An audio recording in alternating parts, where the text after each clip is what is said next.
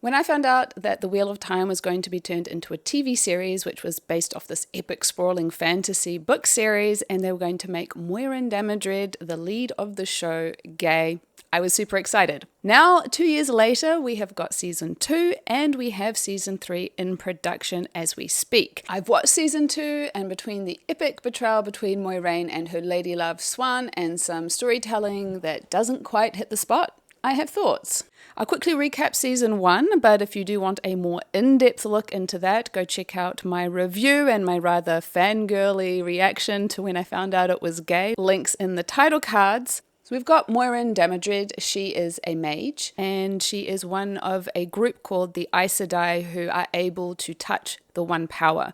Men are not able to touch the One Power since the last breaking of the world because they tend to go a little bit crazy when they try to channel magic.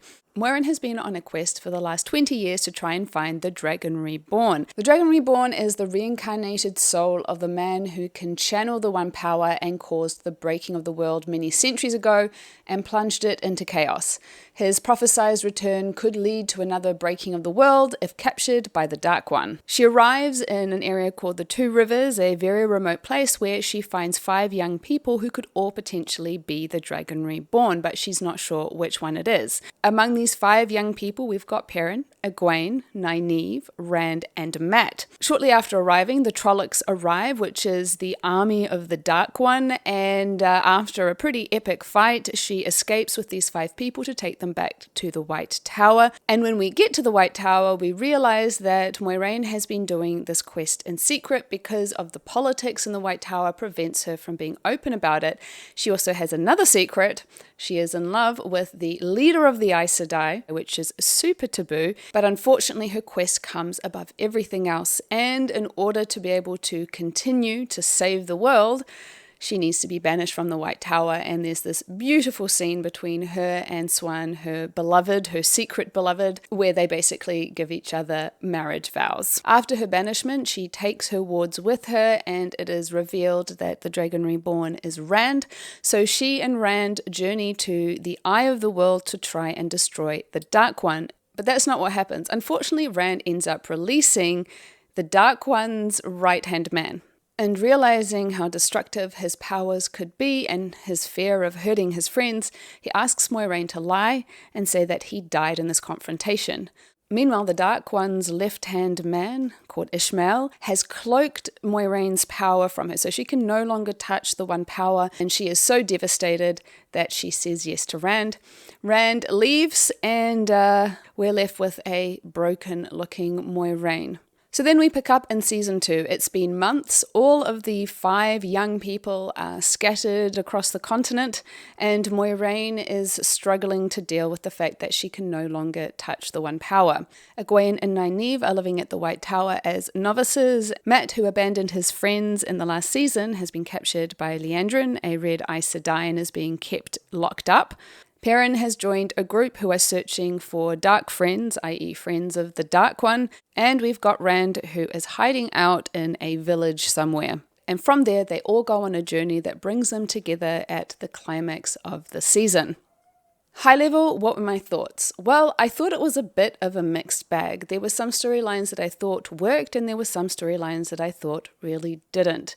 When it comes to Moiraine and Siuan, obviously my heart was completely broken by what happened to them. I'm so glad that there's a season 3 coming up, so at least there's the possibility of the betrayal being dealt with, and they obviously need to come back together because that is the only option that I will consider. But I also have to be frank and say that I don't feel like the storytelling on the Wheel of Time is really hitting the spot. And I have a theory as to why that is, which I am going to discuss later. Having said that, it is good enough that I will continue to watch. Largely because I need to see that Moiraine and Siuan are going to be fine, but also because I think that the incredibly textured and beautiful world that is being presented in the show is intriguing enough for me to continue watching. The first half of the season, I have to say, felt pretty slow and boring, and it was only at the end of episode 4, so halfway through the series, when Moiraine and Rand finally reunite because Moiraine is saving his ass, that I felt that things picked up and I started to get a little bit more interested. That's not great. And then I also had a bit of an issue with the storyline that I felt worked the best on the series, which I will discuss in a little bit. But if you're wondering if you should watch the show or if you should watch season 2, I still say go for it. Just know that even though Moiraine Damodred is the lead and she is gay, the gayness is not the central storyline that is being told. Siuan has been in 1 episode per season so far, but she's definitely returning for season 3. So, okay, heading into the spoiler section now, everything that I discuss from here on out will be spoiling a fair amount of season 2. So first of all, let's talk about my bae, Moiraine. When we catch up with her, she is trying to deal with the pain of not being able to touch the One Power, and her response to that is to get incredibly cold and push everyone away, including her warder Lan. And I can only imagine how hard that is for Lan to deal with, because not only does he no longer have that magical bond that he's supposed to have with Moiraine, but she's also treating him atrociously. And it's very much a sense of you hurt the people that you love the most, because he's trying to be solid and grounded for her, but it's a bit of a struggle. What I did like about this is that we were getting to dig a little bit more into her psychology, and we get to go even deeper when we get to meet her family. So I love the fact that she is getting all of this backstory. We're getting to see what her relationship was like with her sister, with her nephew, and, with her father and her mother. It appears that she gets her cold, spiky pufferfishness from her mum. But what was so interesting is that even though, my goodness, Moiraine was cold, Rosamund Pike still managed to bring a certain warmth to the character that just made me forgive her for being the way that she was. What I really wanted is for Moiraine to have Siuan at her side. I feel like she needed her so badly, and yet she still hadn't sent a letter letting her know that she had lost her magic. From what I've seen about people who have read the books, when someone loses the ability to channel, they tend to get ostracized from the Aes Sedai.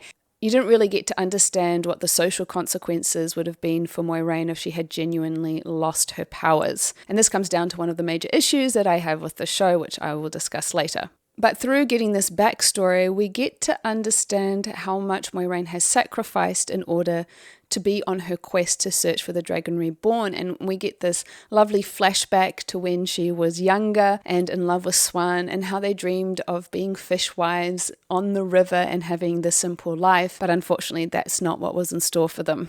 Lan, who has been sent off by Moiraine, she doesn't want him around anymore. He goes and finds Siuan, basically bringing Siuan to Moiraine in the hope of helping her, but that's not what ends up happening.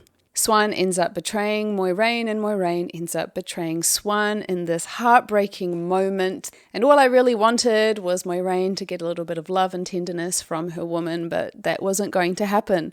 And then Moiraine basically abandons Siuan as she is injured on the floor to go and continue her quest. But there's this big betrayal that happened, and I have a few questions about that, such as, why does Siuan suddenly think that Moiraine might have turned bad? Why does she think she is a dark friend or a black Aja? They've spent so many years together. Doesn't she know her wife better than that? Can't she give her the benefit of the doubt? Why didn't they have a decent conversation? I feel like we needed to see more of Siuan in previous episodes so that we could see her trust in Moiraine become eroded. Because when we last saw them together, they were completely on the same page and heading in the same direction. And honestly, it would have taken 2 sentences for Moiraine to explain that she got her power back because Rand managed to break the spell that was holding her powers away from her. Instead, we get Moiraine looking back, a bit torn, but ultimately going through the portal and leaving Siuan on the floor, injured. And I'm kind of not okay with that. That moment when she got her powers back, however, wow, that was a moment. You could just see it in her face, what it was for her to suddenly get her powers back. The look of relief on her face when she was finally able to channel again.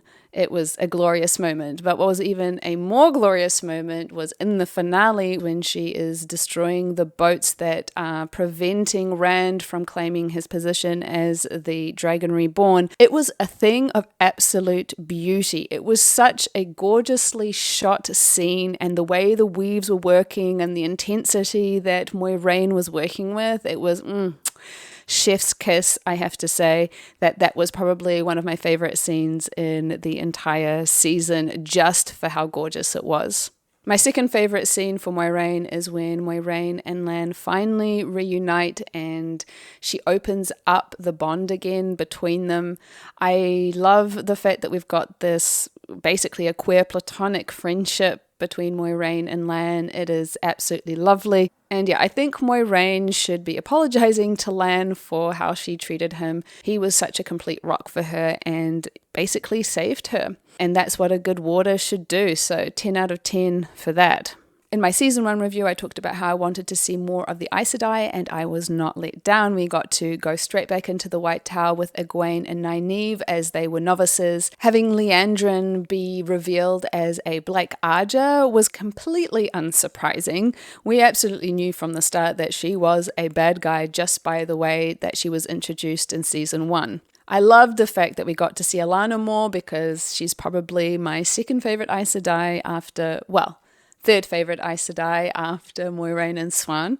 And I love the fact that she proved to be a really true and genuine friend to Moiraine, not only by stepping in to help with Lan, but then also at the end of the series being one of the people who helps her escape with Rand. I have to give a shout out to her and her polyamorous posse. I think it's great that we have that. I don't know if it was in the books or not, but I have to say I cackled so hard when Egwene was having this conversation with her. She thought she was asking her about her polyamorous situation with her warders, and Egwene was like, no, that's totally not what I'm asking.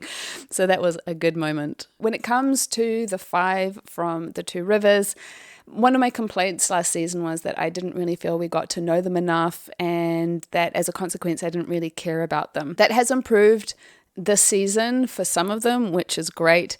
And that was because we got a little bit more meat to dig into. First up, I appreciated the tension between Egwene and Nynaeve. I feel that there's definitely some subtext in there that if you wanted to read into things, you totally could. And it helped them give a bit more dimension. So you're getting to see Egwene and how much she wants to excel at being an Aes Sedai, and the jealousy that arises because Nynaeve already has so much more power than she ever will, and having to contend with seeing her friend who doesn't really care about becoming an Aes Sedai becoming and accepted so quickly.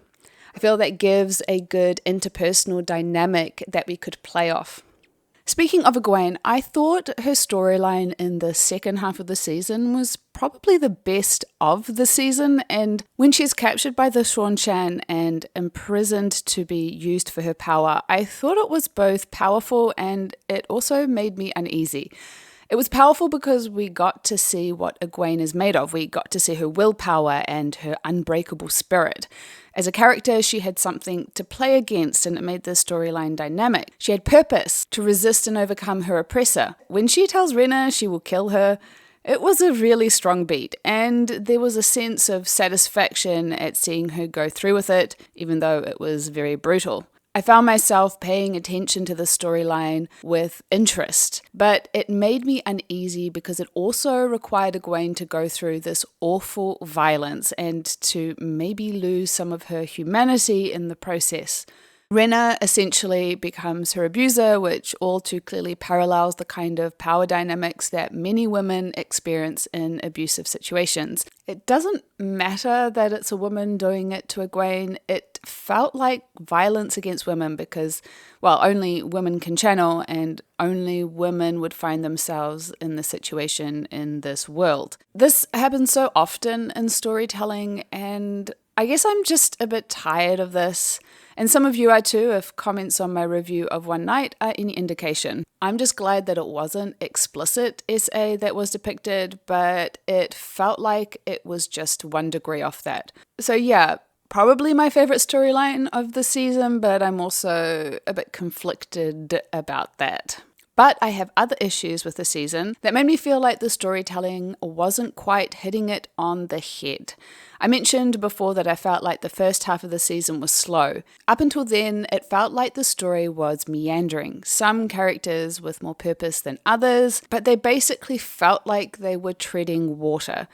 We had the 5 from the 2 rivers split up, each doing their own thing, but none of those storylines were really moving the overarching story of the show forward, which is to defeat the Dark One, at least not actively. Perrin is hunting dark friends, Egwene and Nynaeve are novices at the White Tower, Mat is captured, and Rand is hiding out in a village somewhere, seemingly trying to get an education on how to use his powers, but not getting anywhere very fast with that, and having an affair with Lannifer, which was the highlight of his storyline, because Lannifer is cool, and I find Rand pretty bland. Meanwhile, Moiraine is off somewhere carrying out secret meetings, nursing her wounds, and rejecting Lan's help and feeling pretty lost. The narrative only really got a grip with Moiraine rescuing Rand because it felt like the quest was finally back on. But even then, most of the storylines felt like they were all too conveniently twisting and turning to get everyone into the same place for the finale. And don't get me wrong, I thought the finale was a strong episode and my favorite of the season, but apart for Moiraine, Rand, and Lan, the others seem to just happen to end up there through no active choice of their own, and that didn't feel satisfying. Added to that, the show feels heavy with the number of characters in it and so little space for them. While Moiraine is technically the lead, it is an ensemble show and we have what feels like 6 to 7 lead characters. It's just too many threads if they're all split up doing their own thing, plus all the supporting characters as well. We only have 8 episodes a season and the show is bursting at the seams already. What I would love to see is more of these lead characters interacting with each other to build up their characters and story, not with the introduction of ever more characters to keep track of, which is probably why I like the Nynaeve and Egwene and the Moiraine and Lan threads the best, because they're actually interacting with each other, fleshing out their characters and building their relationships with each other. Having said that, I felt that the finale was really strong. It's only once all of the characters came together that we really started to feel things solidify. Them being united works. Them working together works. Having them separated, I don't like so much. It helped condense the storytelling into a single main narrative, which I think was missing throughout the rest of the series. So my hope is that in season 3, we're not going to see them all fracturing off again to have their own individual storylines, only to come together again in the final episode of next season. Although, that's probably what's going to happen because it appears to be their MO. Did you watch season 2 and what did you think? In particular, what did you think of Moiraine and Siuan? I am gay after all and that's what I care about. Until next time, lady lovers.